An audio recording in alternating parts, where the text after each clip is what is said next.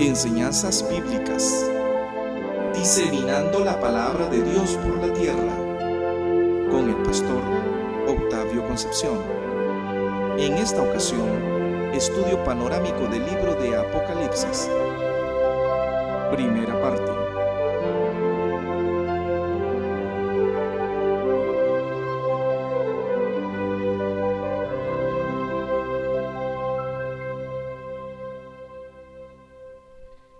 ¿Qué tal, amigos y amigas? Bienvenidos todos al fascinante estudio de las Sagradas Escrituras. Nosotros estamos con la mayor intención de ayudarle a usted, ya sea como ministro o como miembro o simplemente como una persona que está haciendo sus primeros acercamientos al libro de los libros, que podamos tener un vistazo panorámico o introductorio a las Sagradas Escrituras.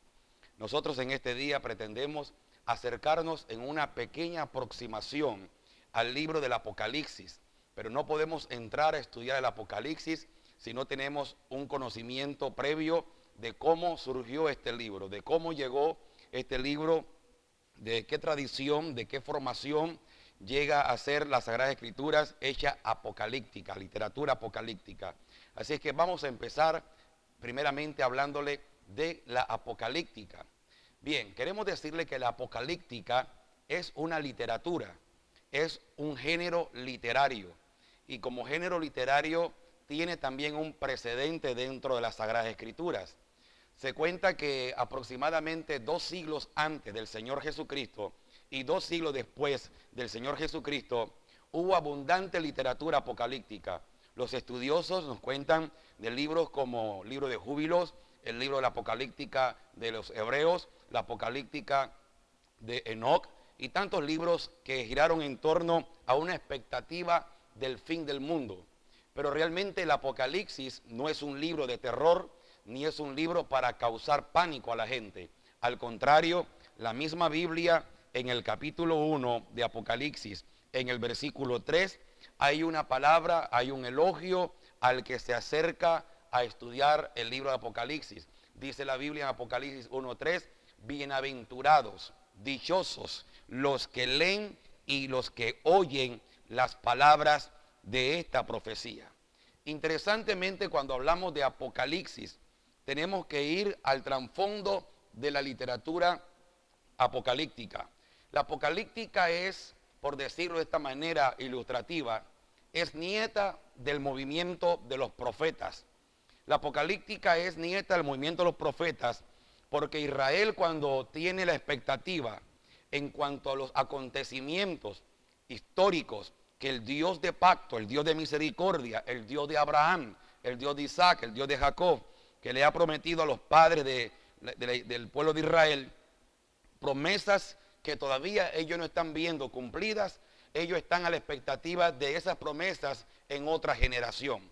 Paulativamente, luego del destierro, luego del retorno de Babilonia a la tierra de Israel, alrededor del año 532 antes de la era común o antes de Jesucristo, estaba la expectativa de que Dios tenía que intervenir en la historia, que Dios tenía que entrar y hacer lo que Él había prometido.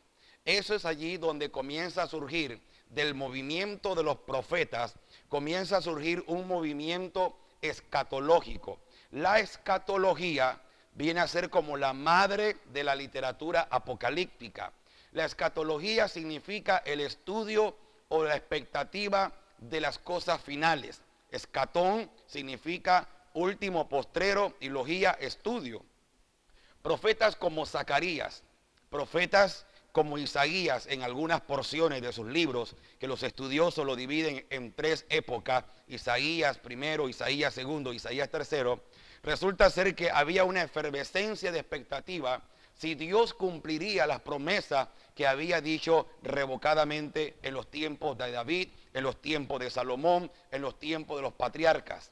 En esa expectativa en que Israel está resurgiendo en una nación golpeada, destruida, Israel comienza a esperar en un Dios en los últimos tiempos. Dios está manifestando que Él va a intervenir en un momento dado en la historia. Profetas como Joel, que van a ser profetas que van a crear una expectativa en que ciertamente Israel iba a ser bendecido, iba a encontrar las bendiciones prometidas por Dios, porque Dios no es hombre para que mienta, ni hijo de hombre para que se arrepienta.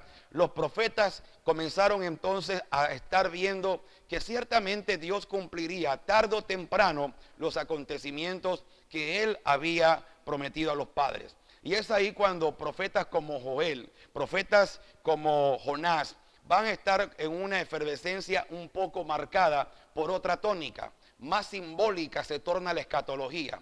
Y la escatología comienza a tener un sabor apocalíptico. La apocalíptica no es en sí un libro como el que tenemos en la Biblia, sino es una apocalíptica como una literatura en la que van a basarse en expectativas determinantes. Dios va a determinar el fin del mundo. Dios ha planeado destruir el mal para siempre, erradicar la maldad e implantar la justicia eternamente en la sociedad en que Israel se encontraba. Pero no ocurría nada.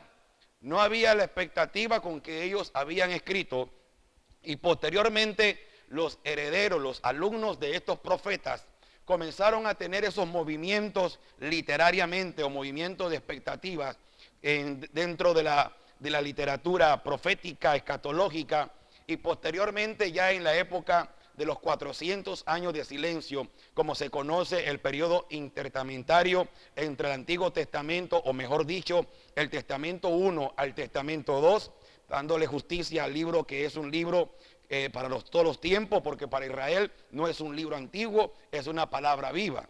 Entonces, en medio de esa efervescencia de expectativa, Israel comienza a entender que la visión, aunque tardara, decía Habacuc, hemos de esperarla. Y esa expectativa comenzó a tener una serie de simbolismos. La apocalíptica va a tener muchos simbolismos, hablando en forma figurada, de forma metafórica, expresando algo que ha de venir posteriormente en los acontecimientos finales. Por lo tanto, la escatología y la apocalíptica se ensamblan como literatura, caminando en pos hacia el Nuevo Testamento, o mejor dicho, en pos del primer siglo. Hasta aquí dejamos la primera parte de este estudio. Le esperamos en otro momento. Gracias por su atención.